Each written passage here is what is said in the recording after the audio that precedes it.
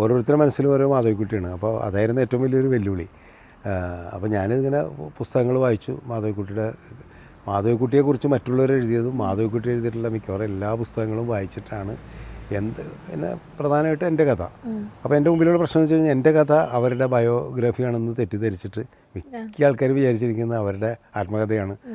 അവർ തന്നെ ആദ്യകാലത്ത് അങ്ങനെ പറയും, പിന്നീട് അതല്ല എന്ന് പറയുകയും ചെയ്തിട്ടുണ്ട്. അവരുടെ ജീവിതമാണ് അവർ അതിലെഴുതി വെച്ചിട്ടില്ലെങ്കിലും കൂടുതലും അവർ ഫിക്ഷനൈസ് ചെയ്തിട്ടുള്ള കുറേ കാര്യങ്ങളുണ്ട്. അത് അവർ തന്നെ പറഞ്ഞിട്ടുള്ളതാണല്ലോ. വെറുതെ ഒരു പ്രലോഭനം ഉണ്ടായാൽ മാത്രം മതം മാറുന്ന ഒരു സ്ത്രീ ആയിരിക്കില്ല അവർ, ഒരിക്കലും ആയിരിക്കില്ല. പ്രണയത്തിൻ്റെ പേരിലുമാണെന്ന് നമുക്ക് വിശ്വസിക്കാനായിട്ട് കുറച്ച് ബുദ്ധിമുട്ടുണ്ട്. കാരണം അവർക്ക് മനസ്സിൽ പ്രണയമുണ്ടെങ്കിലും അങ്ങനെ മെറ്റീരിയലൈസ് ചെയ്തിട്ട് പെട്ടെന്ന് മതം മാറിയിട്ടൊന്നും പ്രേമിക്കേണ്ട കാര്യമില്ലായിരുന്നു. അവർക്ക് ഇതേ മതത്തിൽ ഒന്നുകൊണ്ട് തന്നെ പ്രണയിക്കാം, ആരും അവരെ തടയുന്നില്ല. അപ്പോൾ അതായിരിക്കില്ല കാരണം. പിന്നെ എന്തായിരിക്കും? ഒരുപക്ഷെ ഇസ്ലാം എന്നുള്ള ഒരു ഐഡിയോളജിയോട് തോന്നിയൊരു ഇഷ്ടമായിരിക്കാം. അതല്ലെങ്കിൽ അവരുടെ ലൈഫിൻ്റെ അതുവരെയുള്ള ജീവിതത്തിൽ നിന്ന് മാറിയിട്ടുള്ളൊരിത്.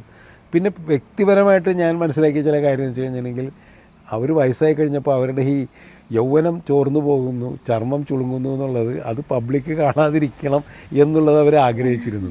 അത് അവരുടെ വളരെ വ്യക്തിപരമായിട്ടുള്ളൊരു കാര്യമായിരുന്നു. അപ്പോൾ അതിന് ഒരു മറയായിരുന്നു ഈ ഇസ്ലാമിക് വേഷം എന്നുള്ളത് കൊണ്ട് കൂടിയായിരിക്കാം. അതിനപ്പുറത്ത് അത് അവർ തന്നെ പറഞ്ഞിട്ടില്ല, എന്നെ സംബന്ധിച്ചുള്ള മതം എന്ന് പറഞ്ഞാൽ വസ്ത്രം മാറുന്ന പോലെ ഉള്ളൂ. അപ്പോൾ ഒരു വസ്ത്രം എടുത്ത് അണിഞ്ഞേ ഉള്ളൂ അവർ. ആ രീതിയിൽ തന്നെയാണ് ഞാനും ആ സിനിമയിൽ മതമാറ്റത്തെ കണ്ടിട്ടുള്ളത്. അതുകൊണ്ട് ഈസിയായിട്ട് ഞാനതിന് കൈകാര്യം ചെയ്ത്, അതുകൊണ്ട് വലിയ കോൺട്രവേഴ്സി ഇല്ലാണ്ട് അതിൽ രക്ഷപ്പെട്ടു പോയി.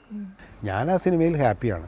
പക്ഷെ ആ സിനിമ ഓടിയില്ല എന്നുള്ളതൊരു സത്യമാണ്. കാരണം എന്താ വെച്ച് കഴിഞ്ഞാൽ അത്തരം ബയോപിക്കുകൾ കാണാനായിട്ട് പുതിയ തലമുറ എത്രമാത്രം താല്പര്യപ്പെടുന്നു എന്ന് എനിക്കറിയില്ല. അതും ഒരു കാരണമായിരിക്കാം.